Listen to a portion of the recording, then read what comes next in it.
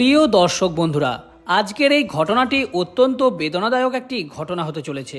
21শে জুলাই 2025 দুপুর 1:16 হঠাৎ এক যুদ্ধবিমান নিয়ন্ত্রণ হারিয়ে ঢাকার উত্তরিয়ার মাইলস্টোন স্কুল অ্যান্ড কলেজ ক্যাম্পাসের উপর আছড়ে পড়ে। সঙ্গে সঙ্গে ঘটে যায় এক ভয়ঙ্কর বিস্ফোরণ, যার ফলে এলাকায় আতঙ্কের সৃষ্টি হয়। বিস্ফোরণের শব্দে কেঁপে ওঠে পুরো এলাকা।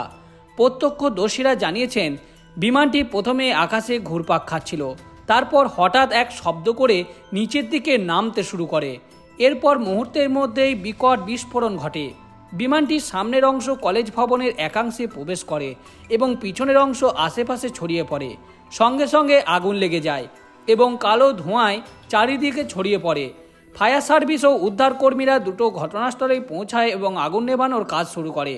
বহু মানুষ সেখানে ছুটে আসে উদ্ধার কাজে সহায়তা করতে।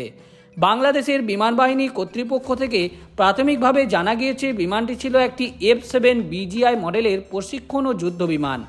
এটি চীনের তৈরি একটি বিমান। এটিকে যুদ্ধ ও প্রশিক্ষণ উভয় ক্ষেত্রে ব্যবহার করা হয়। আজকের এই বিমানটি প্রশিক্ষণের জন্য আকাশে উড়ানো হচ্ছিল।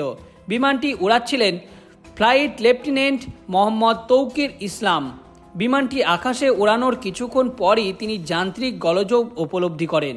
তিনি তখন তার যথাসাধ্য চেষ্টা করেন বিমানটিকে পুনরায় তার আগের ছন্দে ফিরিয়ে আনতে, কিন্তু সেটাতে কিছু ত্রুটি থাকার কারণে তিনি তাকে আগের ছন্দে ফিরিয়ে আনতে সম্পূর্ণ ব্যর্থ হন। তিনি তখন বিমানটিকে জনবহুল এলাকা থেকে সরিয়ে নিয়ে যাওয়ার চেষ্টা করেন, কিন্তু দুর্ভাগ্যবশত বিমানটি গিয়ে আছড়ে পড়ে স্কুলের 2 তলার ভবনে। ঘটনার পর দ্রুত উদ্ধার অভিযান শুরু করা হয়। বিমানের পাইলটকে দ্রুত উদ্ধার করে হসপিটালে নিয়ে যাওয়া হলে তিনি সেখানে তার শেষ নিঃশ্বাস ত্যাগ করেন।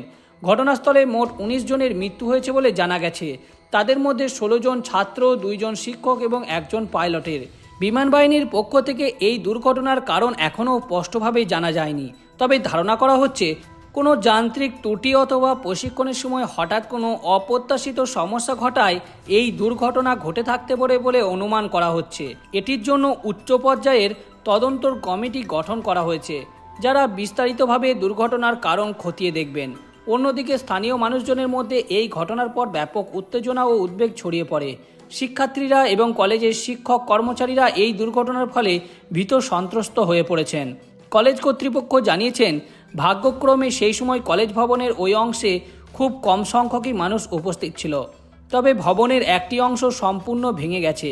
দেশ জুড়ে এই ঘটনা নিয়ে শোক প্রকাশ করেছেন সাধারণ মানুষ থেকে শুরু করে উচ্চপদস্থ কর্মকর্তারাও। নিহত পাইলটের পরিবারকে সমবেদনা জানানো হয়েছে। সামাজিক যোগাযোগ মাধ্যমে এই মুহূর্তে দুর্ঘটনা নিয়ে নানা রকম প্রতিক্রিয়া দেখা যাচ্ছে। কেউ পাইলটের সাহসিকতাকে কুর্নিশ জানাচ্ছেন, আবার কেউ প্রশ্ন তুলছেন বারবার এই ধরনের বিমান দুর্ঘটনা কেন ঘটছে। যুদ্ধ বিমানের রক্ষণাবেক্ষণ এবং প্রযুক্তির নিরাপত্তা নিয়ে উদ্বেগ প্রকাশ করছেন অনেকে। কেউ কেউ বলছেন, প্রশিক্ষণ বিমানে বারবার দুর্ঘটনা ঘটা মানে হলো হয় প্রশিক্ষণ পদ্ধতিতে গলদ আছে অথবা বিমানগুলোর মান নিয়ে প্রশ্ন তোলা উচিত। ঘটনার পর থেকে পুরো এলাকা ঘিরে রেখেছে আইন শৃঙ্খলা বাহিনী। বিমান বাহিনীর সদস্যরা ঘটনাস্থল থেকে বিমানের ধ্বংসাবশেষ সংগ্রহ করছে, যাতে করে তাদের তদন্তে কাজে লাগে। এই ঘটনা আমাদের আবারও স্মরণ করিয়ে দিল আমাদের আকাশপথের নিরাপত্তা নিশ্চিত করা কতটা জরুরি। শুধু যাত্রীবাহী বিমানই নয়, প্রশিক্ষণ বা সামরিক বিমানগুলোরও প্রতিটিকে নিরাপদ রাখার দায়িত্ব যেমন রয়েছে, তেমনই তা নিয়ে যথেষ্ট সচেতনতা বা কঠোর রক্ষণাবেক্ষণে থাকা উচিত।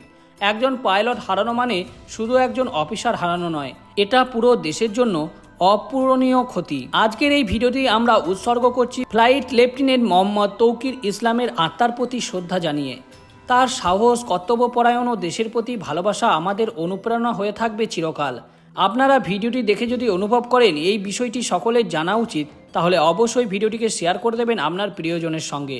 তারই সঙ্গে একটি লাইক দিন আর নিচে কমেন্টে জানিয়ে দিন এই ধরনের ঘটনাগুলি রোধ করতে আপনাদের কি মতামত।